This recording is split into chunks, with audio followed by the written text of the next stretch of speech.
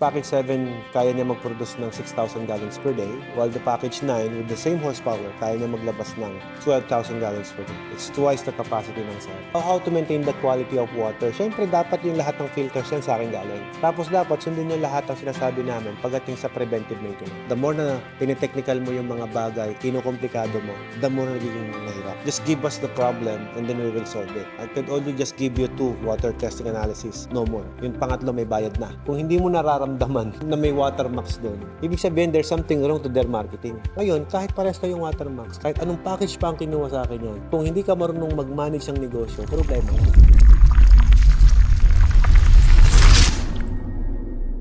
Okay, game. Ako po si Alfred muli. What's your name ulit? Ma'am Ludette. I'm Alfred. And magandang tubig po. Sa magandang tubig kasi, walang pagkakamali. Pwede sa umaga, pwede sa gabi, di ba? Kahit madaling araw. Magandang tubig. Hi, Dayan, Kea, Florence, and Lara. So, you're guys from Dubai? From Abu Dhabi. Abu Dhabi. Anyway, ano po ang may paglilingkod ko? Ikaw pala nakadiscover eh. Sige po. So, consider namin mag-set up na Water station sa San Miguel del Monte, San Jose del...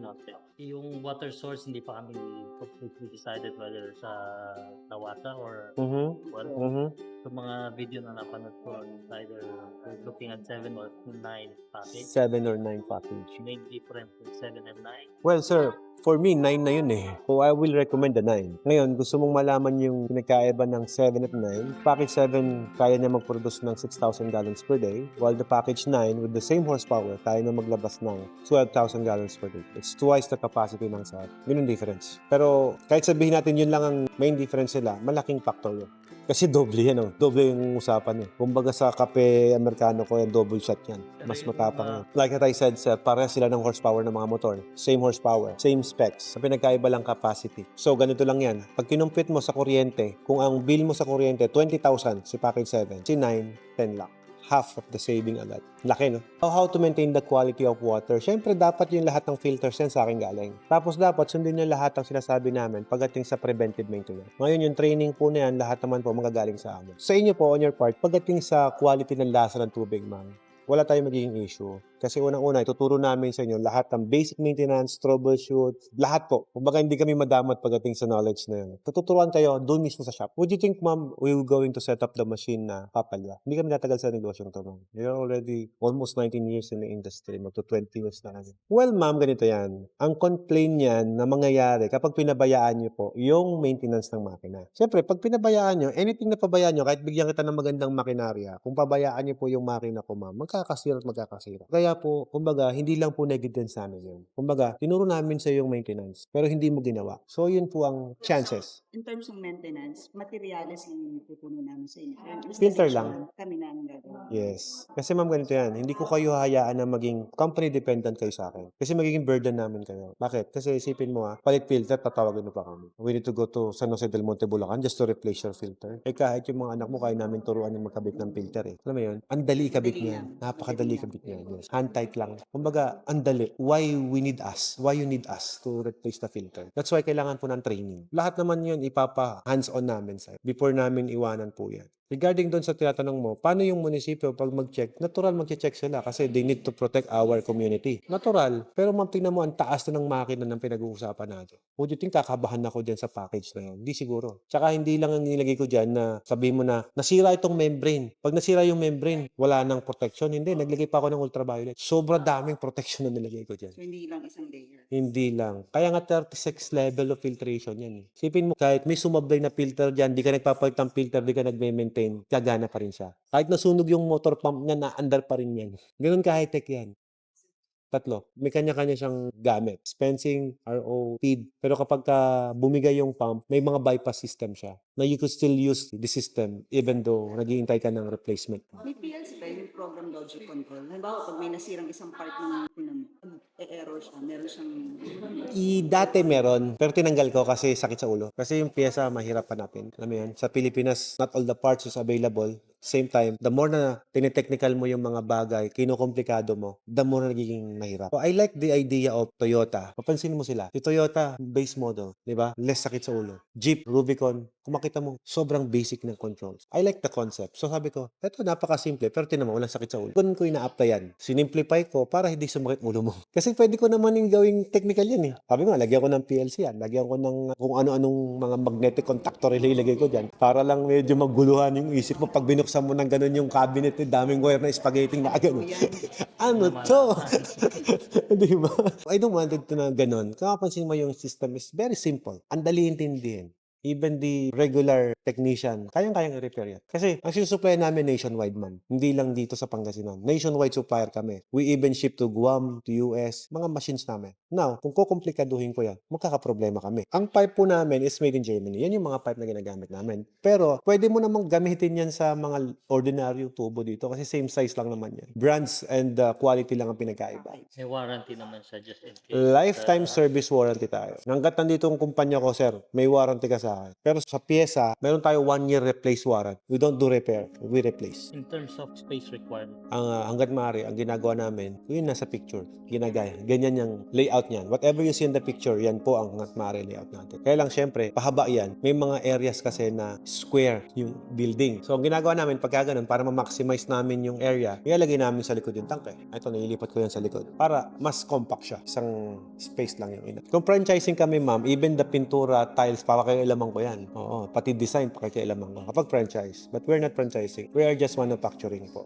hindi rin required na naka-AC siya. Okay lang. It's not a requirement, pero for me, syempre, kahit man ako. Kahit man ikaw siguro, sir, galing ka sa Dubai, ayaw mo na initan. Yung machine mo din kasi, ano ba siya, sensitive ba siya sa init? It's not. Yeah, yung mga AC natin, ma'am, it's not for the machines. Para sa tao yun.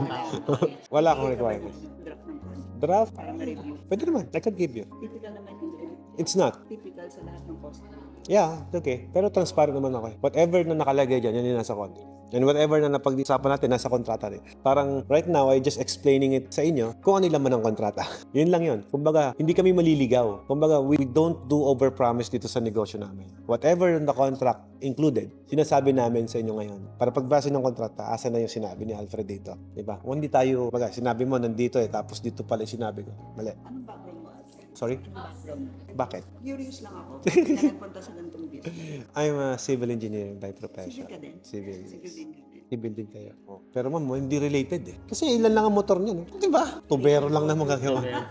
Actually, kung pag-aaralan mo nung mas gusto pa yung tubig, mas more on chemistry siya eh. Kasi sabi ko nga, nung pinag-aaralan ko to, mas nagagamit ko yung table of elements eh. Sa civil engineering, bakit binuksan ba yung table of elements natin? Hindi ba na? Puro algebra binuksan natin doon na. Hindi related eh. It just happened, ma'am, na ganito.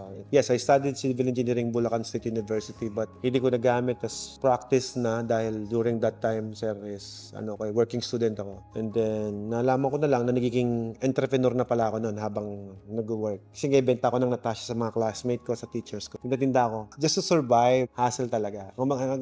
Nag-grind talaga, boss. Parang na-interview kita ngayon. No, it's okay. It's okay. Since you are asking my background, ako naman, masaya naman ako na sinishare yan. Na ako hindi naman ako galing talaga sa mayamang pamilya. Kung sino po yung signatory, siya po yung ino-honor ko na as purchaser. So, kayong dalaw po ang mag-SPA, hindi po tayo. Parang it's between you and your mom na nagkontrata na nanay akin to.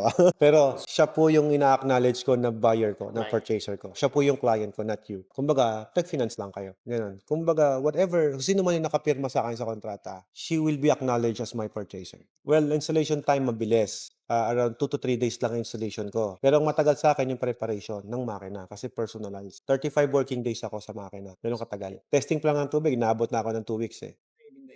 Of course, wala naman libre eh. Hindi, kasama na yun doon sa Included sa package. Kumbaga, on my account na yun. That's why we are always saying to our clients na hindi to refundable yung reservation mo. It's not refundable kasi ginastos ko na for the water testing, for the contract, for the site visitation. Kasi lahat yun i-execute ko eh. Gastos lahat yun. Well, di Flor Nawasa, kaya naman namin i-treat. Just give us the problem and then we will solve it. I could only just give you 2 water testing analysis. No more. Yung pangatlo may bayad na. Kung bibigyan mo akong 3 water analysis, boss, boss, sorry, yung 3 bayaran mo na. Bigyan mo lang ako 2. Kasi paano pag ang problema kasi halimbawa yung sa consistency ng tubig ng nawas. Halimbawa yung tubig is hindi naman Consistent. continuous. Ganito yan, ma'am. Yung totoo yung testing ko is just to verify ano talagang tubig yung problema natin. I just wanted to verify what's wrong, anong problema sa tubig na to. Ngayon, technically, nagbabago yan. Magkaroon lang ng erosion yan, magkaroon lang ng pagguho sa ilalim ng lupa, magbabago ng water na nakukuha natin. So, I just wanted to verify na make sure ko na yung tubig ko, masarap yung lalabas. Pangalawa, gusto ko yung filter ko tatagal ang buhay. Yun talaga ang main reason bakit kailangan ko siyang pag-aralan. Kasi lahat ng membranes na yan, ma'am, iba-ibang klase, iba-iba laman, pang iba-ibang gamit. Saan yung verify na sinasabi ko? Sample, yung tubig, binigay mo sa akin. Medyo maalat, brackish water, mixture ng seawater and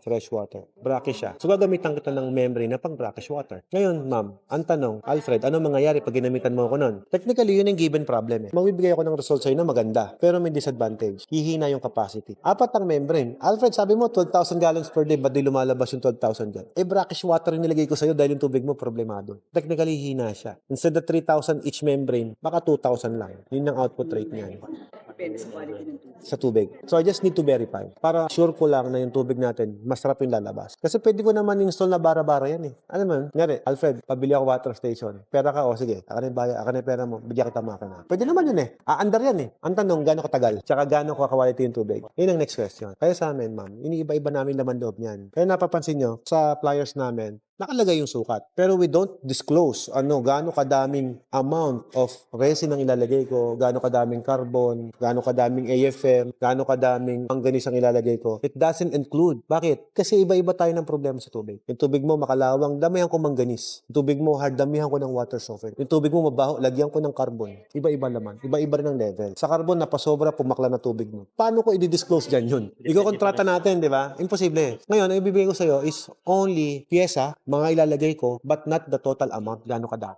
Kasi yung data nun, nanggagaling po sa amin. Tsaka dun sa tubig na nakuha namin. Ngayon, ma'am, ganito. O sabi mo, Alfred, gusto ko 2 supply ko, nawasa tsaka deep well ako. At di syempre, didesignan kita ng makina na pang nawasa at pang deep well. Pag sinabi mo sa akin may nawasa, of course, ang nasa utak ko na agad niyan, nakalagay na po sa program namin yan, na meron kaming chlorine na kailangan tanggalin. Kailangan ko lagyan ng pantanggal ng chlorine para hindi lumusot dun sa membrane ko. Dalawa yung source. Yes, walang problema yan. Walang problema. Ako na mag-a-adjust doon kung gaano kadami yung pantanggal ko ng chlorine. Ganun po yung Kaya medyo, for me nakakaintindihan naman tayo, pare-paras tayo engineer dito. Medyo komplikado talaga. Imagine mo to. Lahat ng inquirer mo ng water station, tanungin mo sila, gaano katagal ang buhay ng mga FRP na yun.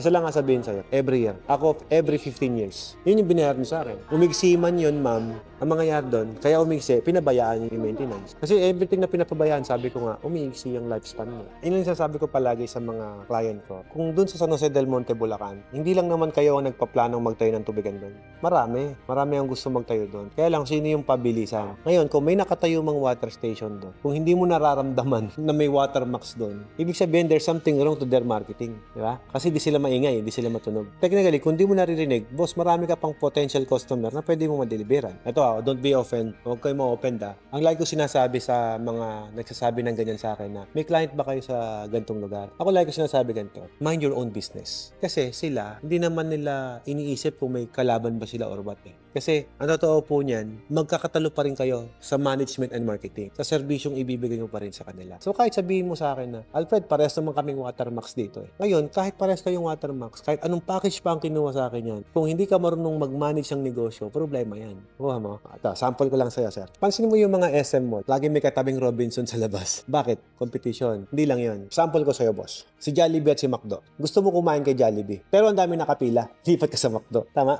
Ganun din ang water station. Ay dami nagpapadeliver doon. You cannot afford to wait. So ano mangyayari? Eh di sa'yo pupunta yan. Same thing ng ganun. Boss, kung di mo naramdaman yung watermax doon sa San Jose del Monte, Bulacan, hindi watermax company ang may problema. Yung bumili ng machine. Kasi hindi siya nagmamarket sa lugar mo. Hindi mo naramdaman eh. Ngayon, ganito yan. Ako kasi, mahilig ako mag house to house. Yung bahay-bahayin ko talaga yung bahay. Sasaturate ko muna yung perimeter ko. Ganun ako mag-market. Eh ako nga, sir, naramdaman ako ng whole Philippines eh. Naramdaman yung company ko eh. Ito nga kanina kanina dyan, sabi niya, itong Manscaped kilala to eh. Naalaman namin to eh. Nag-sponsor to ng endurance nung nakaraan. Nag-iingay kami through marketing. Not only in social media, but only in the community. The point is ganito, sir. Nag-iisipin mo na, may watermark sa ron, hindi na ako magtatayo. Boss, kung palpak yung management ng kabila at mas okay ka, why don't you mind them? Kahit bigyan ko kayo ng parehas na advantage sa makina. Kung hindi siya marunong mag-manage, advantage mo pa rin. Sabi nga ni nanay, bakit ako pipila dyan sa haba ng kainan na yan? Gutom na ako, dun ako sa kabila. Ganun din si SM, di ba? Ang dami yung kapila sa SM. Mag-iintay ka ba doon? Mainit na nga eh. Daming tao, crowded eh. May concert eh. Dito ako kay Robinson, dito ako mag-shopping muna. Parehas naman ako may points eh. Parehas ako may rewards eh. Makapagtignan mo yung wallet ni nanay, meron niyang SM loyalty card tsaka Robinson card, di ba? Kung saan available na mag-grocery. Ba't mo busin yung panahon mo kakapila? O, di ba? Yung convenience eh. Diba? Ibig sabihin, kumbaga ganito yan eh. Hindi mag-i-invest si SM na tabihan ng isa pang Robinson yung lugar na yun kung hindi niya nakita na may customer na pupunta sa lugar ninyo. Hindi ka mag-iisip na maglagay ka ng water station kung hindi mo nakita na potential customer doon. Diba? Hindi mo maiisipin yan. Hindi mo nga naramdaman na may water station doon eh, na may water max doon. Sabihin, meron ka pang maraming customer na pwedeng madeliveran doon. Marami kang pwede itap. Yes. Ikaw nga, nakatikim ka na ba ng tubig ng water max sa inyo? Ibig sabihin, ikaw ang mag-iingay doon. Yun yung point ko. Kaya nga sabi ko, huwag mo isipin na may water station na dyan. Kasi kaya na dumadami yung water station dyan. Kasi may malakas na negosyo dyan na tubigan. At kung hindi kumikita, edi sara. Makapansin mo ba't di sumasara? Ito lang yan, boss. If I'm mistaken, sa Green Hills, di ba? Meron doon lugar na parang more on parang cellphone gadgets, laptops. Sama-sama sa isang lugar doon. Isipin mo, nakakabenta pa kaya to? Sama-sama kayo dito. Ipon-ipon kayo, di ba? Pero they used to unite. Ipon-ipon sila doon. Kasi ang daming pumupunta ron para mamili ng gadgets. Kasi ang mga customer gusto nakikita, yung binibili, bago bayaran. Yung trust issue kasi pagdating sa online shopping pa, hindi pa ganun ka full trust ang ibang Pilipino. So ganun po ang sistema. Private insurance kami yan hanggat nasa amin yung truck. Nasa truck namin. Buyer, kapag ka na tumawid dagat, yung private insurance natin, hindi po yan ma-applicable sa inyo. Sa Jose del Monte, Bulacan lang kayo eh. Technically po, kayo po, hindi namin sisingilin ng airfare. Within coverage kayo eh. Pero technically, ganyan din na makikita nyo. Kung doubt ka doon, ma'am, para hindi kami magpapabago ng reprint, slash natin and then pirmahan natin parehas. Na yan, private insurance natin, sa amin yan, dahil truck namin yung pinagkargahan. Pero yung logistic niyan, syempre meron tayong shipping fee na tinatawag, ma'am. So, yun yung ibabayaran niyo po. May shipping fee tayo eh. Yung insurance lang ang yung sa amin. Sagot namin hanggat nasa amin yung aparato. Meron nga kaming real life story about the reservation na yan eh. Itong client na to, taga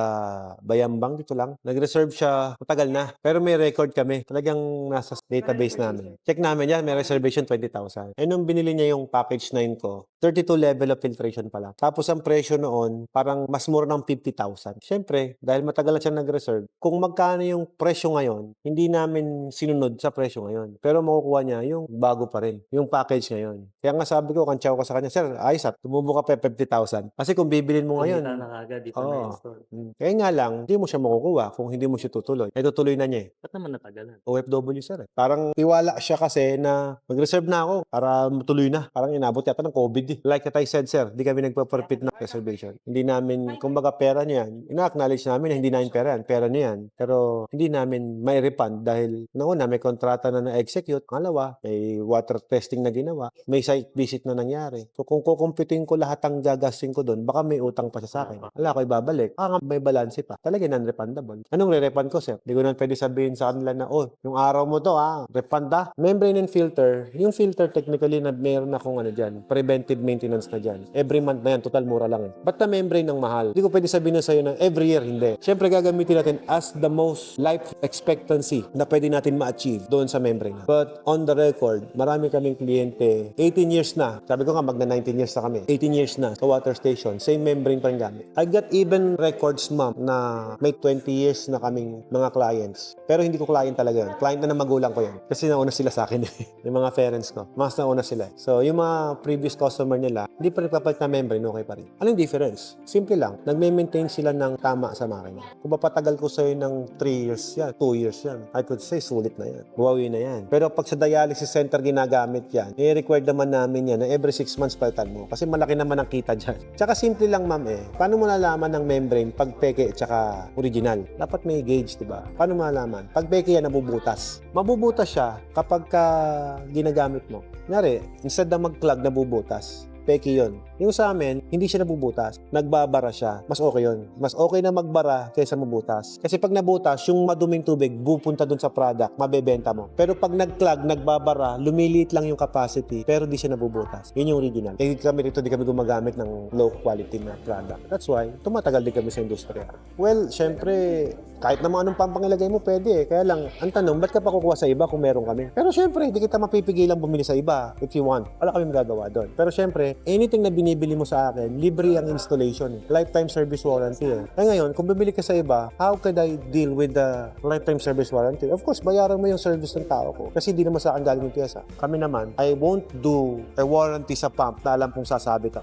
Company ko sasabit yan eh. Kahit sa ko pabilin yan, ma'am, ako liable dyan. So kung bibili ka sa iba ng pump, yes, kaya mura binibigay yon kasi hindi sila liable. Pag nasira, di bubili ka ulit. Kami ma'am, pag ikinabit ko siya, may kita ako dyan. Yes, may kita ako. Hindi naman ako impokrito na hindi kikita dyan. Kapag kumita ako dyan ma'am, pero yung liability na sinasalo ko mabigat. Kasi pag bumigay eh. So, meron kayong mga minimum requirements, mga lababo, or Well, storage? ganito. Okay. Ang nag-required sa atin po kasi is the CDOH. Hindi kami. Ang requirements lang naman sa atin, sa amin, ang guidelines lang namin, bigyan mo kami ng malinis na working area. Tapos yung dapat walang hazard. Dapat safe gumalaw doon sa loob. Technically ba, walang kuryente sa flooring. Baka nagpaka-social si client. Mangyari sa amin yan, ma'am. Si client, nagpalagay ng saksakan sa ilalim ng sa floor. Yung tinatapakan. O, yun. Mga